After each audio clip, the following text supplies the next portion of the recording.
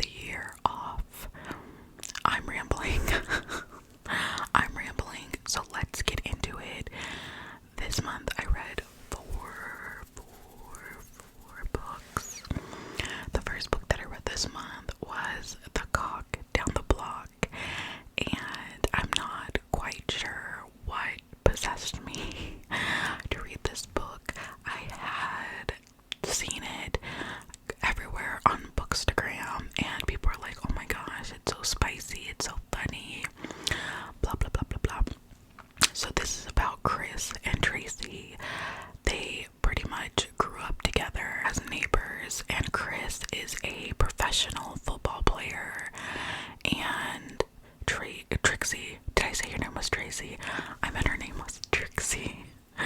Trixie is like this plus size nerdy librarian girly pop, and of course Chris has like had this eternal crush on her and like wants to get with her, but he doesn't want to like ruin their friendship, and she turned him down before, so he doesn't really want to cross that line again.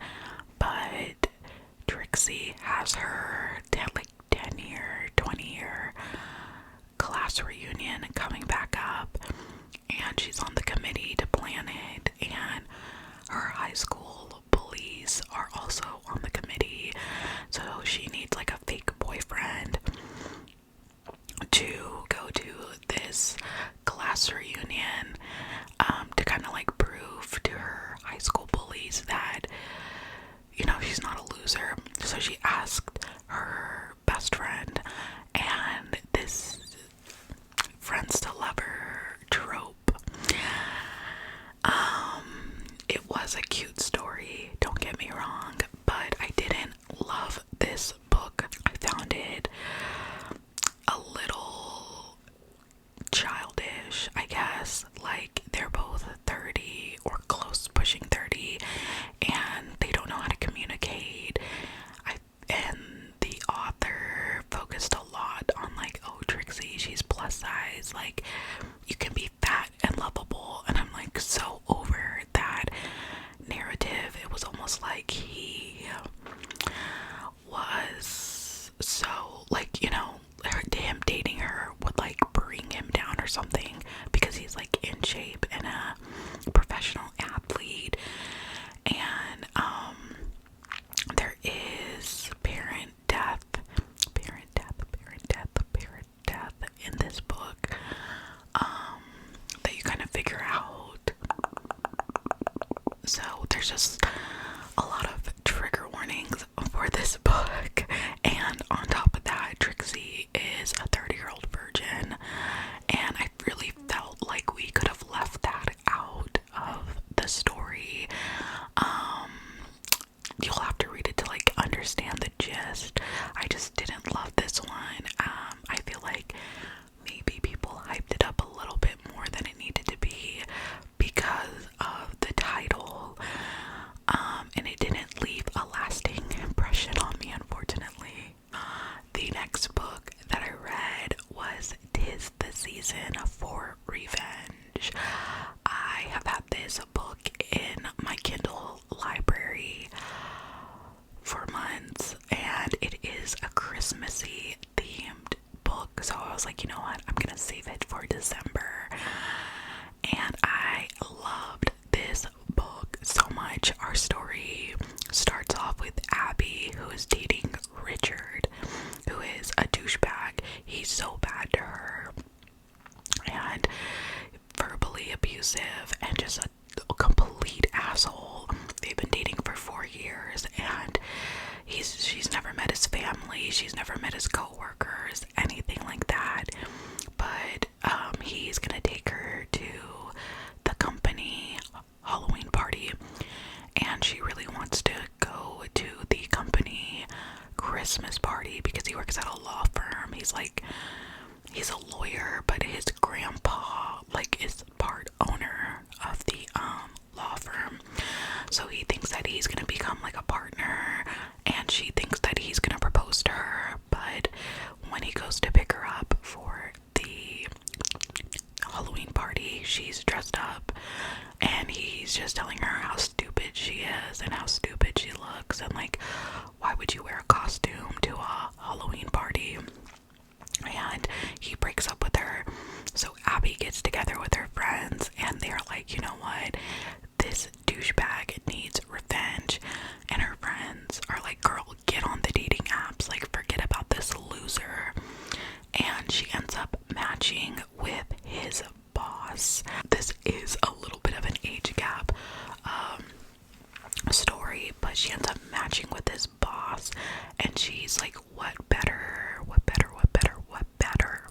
revenge than dating his boss and going to the Christmas party. So she only has like a month to make this happen, but she wants to like make him fall in love with her and take her to the Christmas party to make her ex-boyfriend jelly.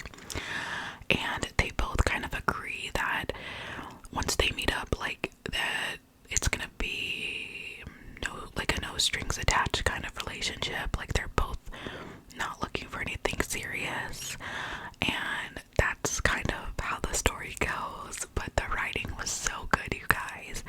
I loved it. This book was written by Morgan Elizabeth, and chef's kiss. Something about the writing is just, como se dice, just so good. So good. The story was so captivating, and it made me like smile and feel giddy like a little teenage girl. And you just really feel the vibes, you know, you really feel those lovey-dovey vibes with the characters. And as the story unfolds, and all of the drama that comes through this story, it was so good. I gave that a 5 stars because the story was so damn captivating. So captivating. So captivating. And that is actually another book. The book that I just kind of DNF'd for the moment was also another book by Morgan Elizabeth.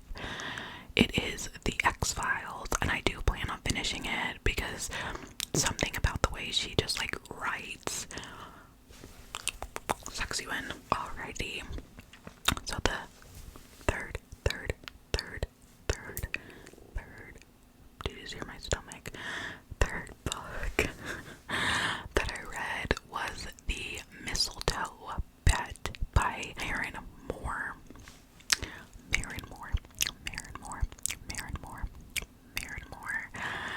This was a shorter story. It was only like 131 pages, but I read this book because it was holiday theme. I really wanted to get in those Christmas stories, get into those Christmas vibes.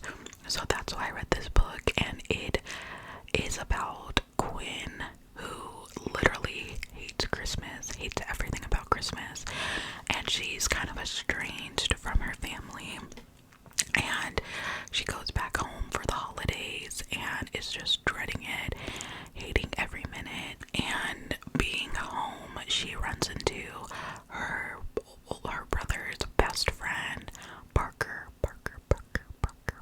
Grant, who is a doctor, like the only doctor in the town. And he's like, Quinny, like, I know that you hate Christmas, but give me a week and I can make you a Christmas believer. So he takes her on this adventure of doing a bunch of Christmas shit, like picking out a Christmas tree and decorating and baking cookies and just all kind of fun, cute Christmas activities. And through this bet, they end up falling for each other. But Quinn is torn because she has like a life in the city and doesn't like want to come back to like that small town living, and she just wants to like be free and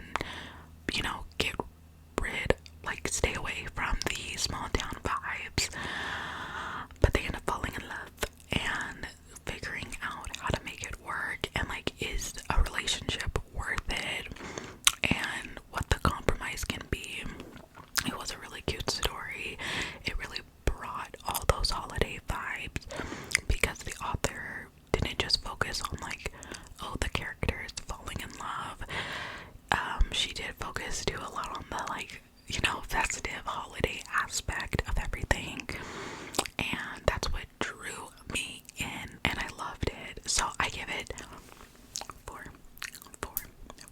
Oh, my finger just popped. 4 stars, and it was just a little short, simple read, very cute, very good vibes. So the fourth and final book I read this month was Woke Up Like This by Amy Leah.